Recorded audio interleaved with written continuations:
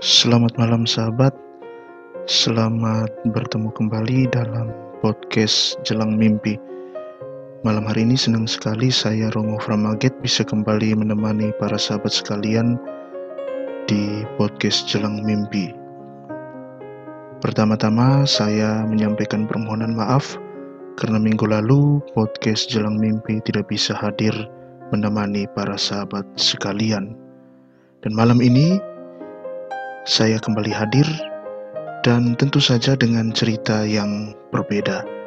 Secara khusus pada malam hari ini podcast Jelang Mimpi hadir dalam sebuah format yang berbeda, sebuah drama audio yang dibacakan dari kisah yang dikirimkan oleh para sahabat sekalian di email kami.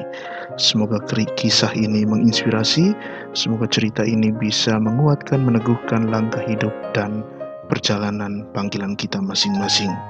Sekali lagi selamat menikmati cerita ini, kisah berjudul Anjing-Anjing Mahal. Semoga berkenan, selamat mendengarkan, selamat jelang mimpi. Anjing-anjing mahal. Bram tiba-tiba terperanjat dari tidurnya. Tubuhnya berkeringat dan dadanya berdegup kencang. Ia melirik jam pada layar ponselnya. Pukul 1.30. Bunyi berisik dari pintu depan rumahnya berhasil membangunkannya dari tidur. Sementara Lolita istrinya masih terlelap di sampingnya.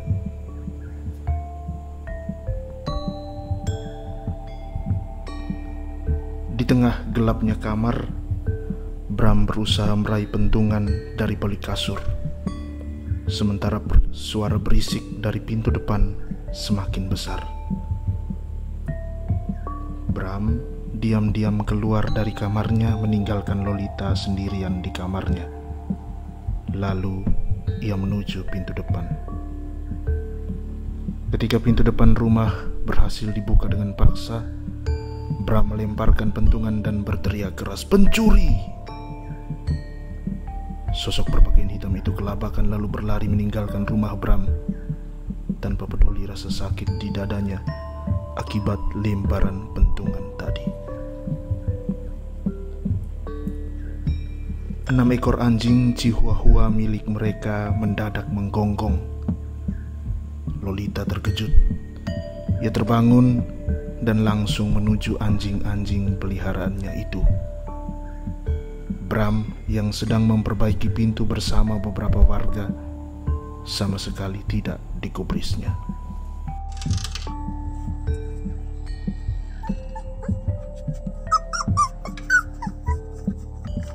Aduh, anjing-anjing yang malang. Sini, mulai malam ini kalian tidur di kamar saja. Sepertinya di luar tidak aman. Lolita membelai anjing-anjing kesayangannya satu persatu. Bram geram. Malam itu rumah mereka hampir saja menjadi sasaran maling. Tapi Lolita tidak peduli.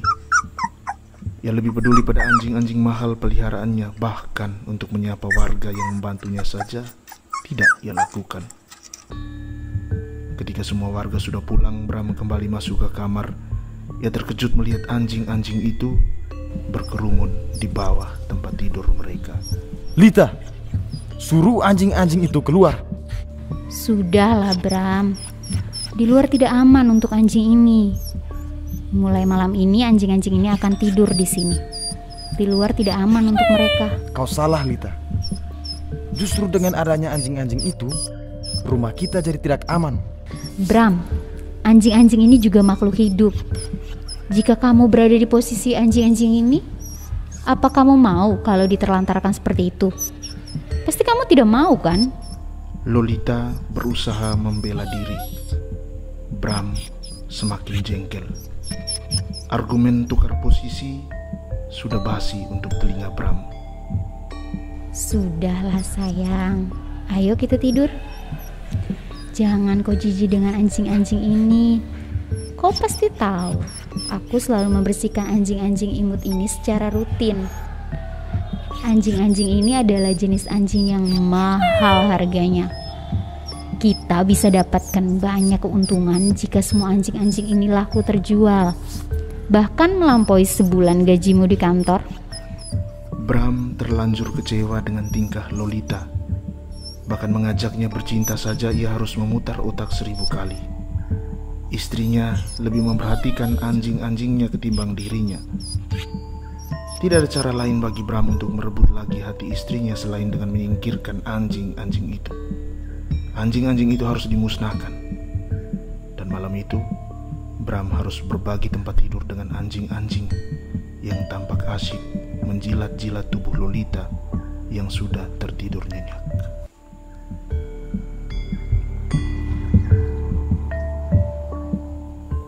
Keesokan harinya, Bram bertemu Brian di sebuah kafe.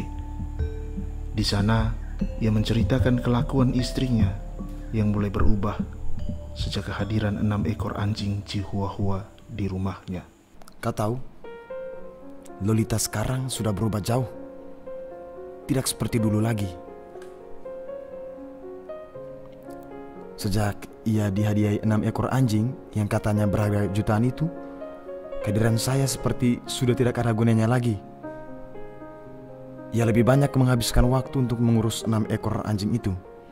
Dulu, sebelum anjing-anjing itu ada, ia selalu menyediakan makan siang tepat waktu. Sekarang, tampaknya sulit sekali bagi kami untuk menghabiskan waktu bersama sendirian. Bahkan, untuk bercinta saja, saya harus memikirkan 1001 alasan untuk mengajaknya. Bram mengeluh. Brian hanya diam. Kau tahu, Bram, kenapa Lolita begitu menyayangi anjing-anjingnya itu? Mungkin karena kalian belum memiliki anak. Brian mencoba menebak-nebak disusul tawa nakal.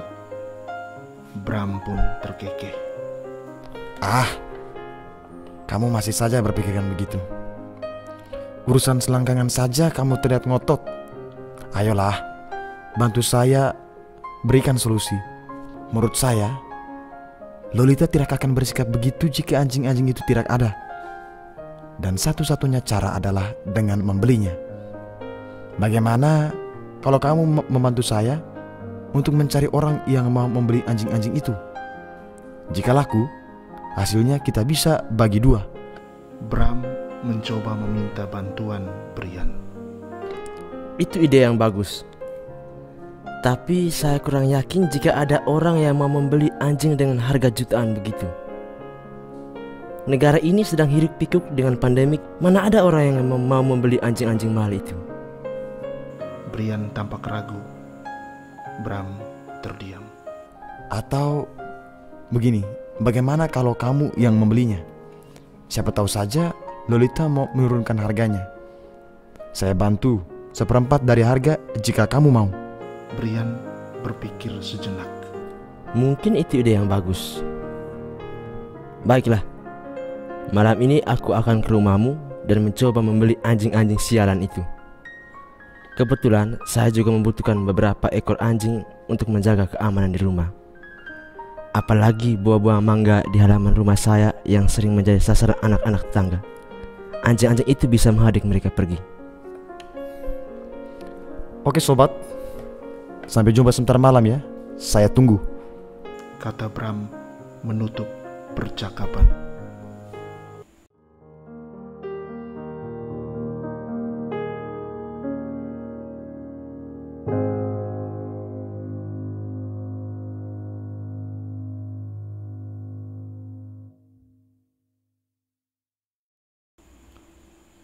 Malam pun tiba. Bram dan istrinya bersenda gurau bersama Brian di teras depan rumah mereka. Ketiganya sedang bernostalgia tentang masa-masa sekolah dulu. Maklum, mereka sudah bersahabat sejak masih SMP. Perbincangan itu sesungguhnya hanya basa-basi semata sebelum Bram memberikan kode untuk masuk ke perbincangan yang sesungguhnya. Brian mencoba membuka percakapan. Jadi begini Lita, maksud kedatangan saya ini sebenarnya mau mengajak kamu nego. Maksudnya? Jadi begini Lita, saya sedang mencari anjing untuk dipelihara di rumah, sekalian untuk menjadi pengawal di rumah. Saya ingin beli anjingmu itu, semuanya. Kau yakin Brian? Ini anjing mahal loh. Berapa harga yang akan kau kasih? Bagaimana kalau 4 juta untuk semuanya? Hah? Kau gila Brian? Itu harga yang sangat murah. Kau baru bisa mendapatkan 1 ekor dengan harga seperti itu. Bagaimana kalau 4,5? Tidak. Baiklah, 5 juta? Tidak, masih terlalu murah. Kau tahu, harga 1 ekor anjing ini bisa mencapai puluhan juta. Untuk kamu, saya kasih 4 juta per ekor. Kalau kamu mau membeli semuanya, kamu bisa mendapatkannya dengan 16 juta. Tapi karena kita teman, cukup 15 juta untuk 6 ekor ini. Kau gila Lolita. Anjing pemalas seperti itu kau patok dengan harga yang bahkan setara dengan 1 sepeda motor. Pantas saja suami mengeluh terus dengan kelakuanmu itu. Dasar mata duitan. Jika kau tidak punya uang sebanyak itu, lebih baik kau mengurungkan niatmu untuk membeli anjing-anjing mahal ini. Anjing jenis ini hanya pantas dimiliki oleh orang kaya. Lolita terus memanas-manasi Brian yang wajahnya mulai memerah. Bram yang menyadari akan ketegangan itu memberikan kode agar Brian tidak terbakar amarah. Bram sengaja angkat bicara agar suasana menjadi cair kembali. Namun suasana sudah terlanjur tegang. Lolita dengan angkuhnya masuk ke dalam rumah sambil membawa anjing-anjingnya. Bram yang melihat Lolita sudah masuk ke kamar tidur segera mendekat ke arah Brian. Brian, tolong maafkan Lolita ya atas kata-kata kasarnya tadi. Saya jadi tidak enak hati. Tidak apa-apa Bram, saya mengerti. Brian, sepertinya usaha ini tidak akan berhasil. Saya tidak mungkin membantumu dengan harga seperti tadi. Saya mencintai Lolita, tapi ia hanya terlihat bahagia jika berada di dekat anjing-anjing itu. Dan jika anjing-anjing tersebut laku terjual dengan harga yang tinggi. Tapi saya juga benci jika anjing-anjing itu masih ada di rumah ini. Apakah kamu punya rencana lain? Tidak ada cara lain lagi Bram. Satu-satunya cara saat ini hanyalah kita harus mencuri anjing-anjing itu. Baiklah, besok kita curi anjing-anjing itu. Bram menyetujuinya, meski ia merasa ganjil lantaran harus terpaksa mencuri di rumahnya sendiri. Namun ia tidak pernah tahu apa yang sesungguhnya direncanakan oleh Brian.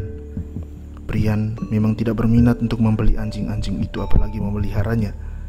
Hanya sekedar mengawasi anak-anak nakal yang sering mencuri mangga di halaman rumahnya. Brian berniat mencurinya, melarikan diri dan menjual anjing-anjing itu dengan harga yang lebih tinggi.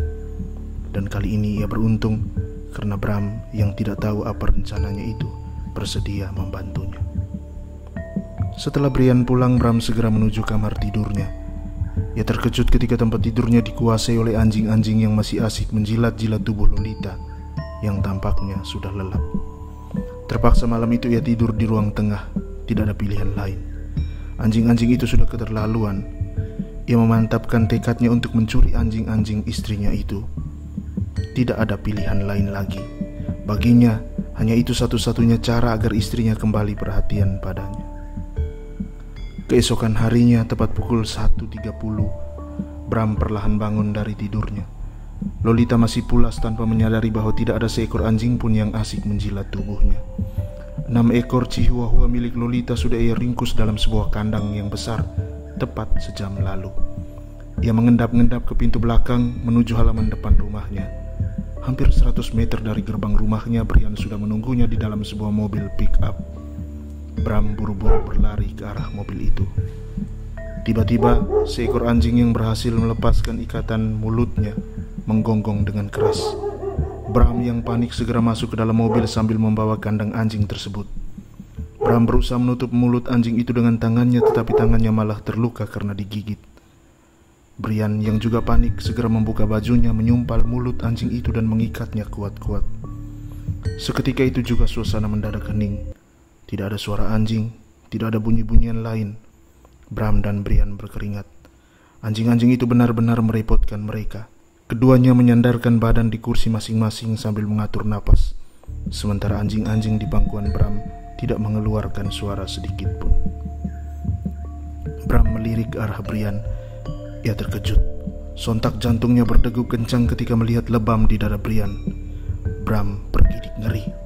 Ia baru sadar siapa sosok yang selama ini berusaha mencuri anjing-anjing mahal itu. Samar-samar ia mendengar suara teriakan histeris Lolita dari arah rumahnya. Bram tidak dapat berkutik lagi ketika sebuah pisau menjadi ancaman untuk tutup mulut. Dan ia sama sekali tidak tahu ketika mobil mereka mulai melaju, Lolita sudah kehilangan kesadarannya.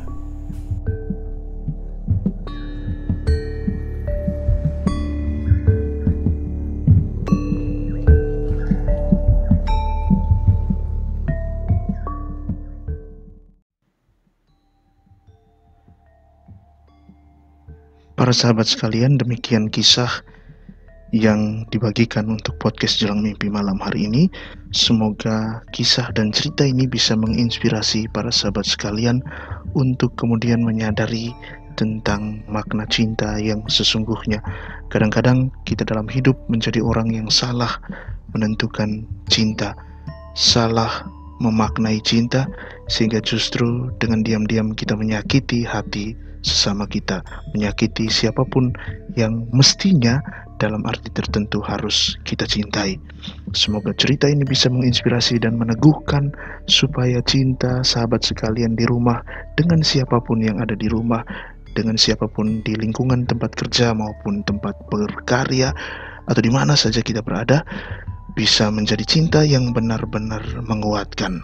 Sekali lagi terima kasih untuk kebersamaan kita malam hari ini. Semoga kita bisa berjumpa kembali minggu depan. Saya tetap menunggu kiriman cerita dari para sahabat sekalian di rumah, supaya kita bisa saling berbagi, kita bisa saling menguatkan dan saling meneguhkan. Sekali lagi terima kasih dan mohon maaf. Selamat malam, selamat jelang mimpi, selamat tidur, dan salam dalam Karmel.